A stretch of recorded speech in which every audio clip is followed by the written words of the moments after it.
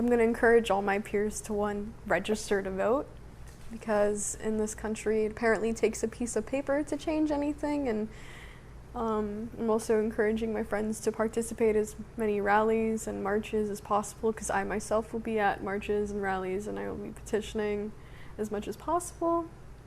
Definitely make as many appearances on whatever media outlet I need to, so that my message can be spread across all platforms and not just like specific ones, and definitely encourage everyone to, you know, put their money where their mouth is, I suppose. Okay, so what's the solution here? What's the Samantha plan for controlling Samantha's plan?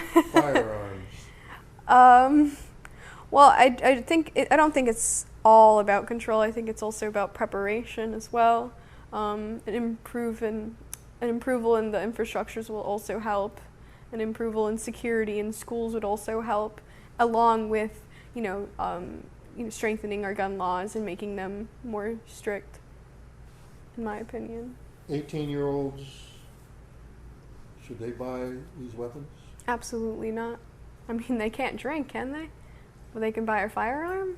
That doesn't make sense. Okay, and the governor today came out with his plan, but it did include banning the sale. I mean, the sale of AR-15s, Right. of assault rifles, military-grade weapons that don't necessarily need to be on our streets. I don't think it's appropriate to have military-grade weapons on the street. They belong in the war zone. They belong in the arms of people who are enlisted, not civilians who are not trained to hold a weapon of that capacity. Did Donald Trump visit you in the hospital room? No. He didn't. No. Okay. All right. He did call me, though. He called you? Yes. On the phone? Yes. And he said? He said that he heard that I was a big fan of his, and that he's a big fan of mine as well. He also called the shooter a sick puppy. Mm-hmm. He wished me well, of course, and I appreciate that, but I can't say that I was consoled, I suppose. I feel like our Scott Israel did a better job of that, who actually came to see me in the hospital, and so did like actual, people. But he claimed he was going to visit me and then never did. And then didn't invite me into the listening session even though I was shot. So I think that's pretty interesting. Well, you seem like to me to be a little outspoken. Maybe he didn't want to hear it. I think so. I think he might be afraid of me. It seemed like every one of them knew this kid, this Nicholas Cruz. Absolutely. Did you know him? Yes. Briefly, obviously we weren't friends, but we existed within the same JROTC program. He was friends with some of my closest friends, and they hung out, and it was very clear that he was mentally unstable. And we did everything as students and as faculties to report him and to get him out of our school, but it wasn't enough. Did you report him? Did you, or your friends? Yeah, my friends reported him. Mm-hmm. Yeah. And what was your reaction when nothing happened, or did you just sort of get swept? Well, we assumed that something did happen because he was expelled from the school and he was put into, he was put away. So in our minds, we were safe. We thought that the system had done their job. We thought that our words were enough. Mm-hmm. Obviously, when he was kicked out of the school, that's when we thought, oh, okay, our school is going to be fine. And mind you, this was this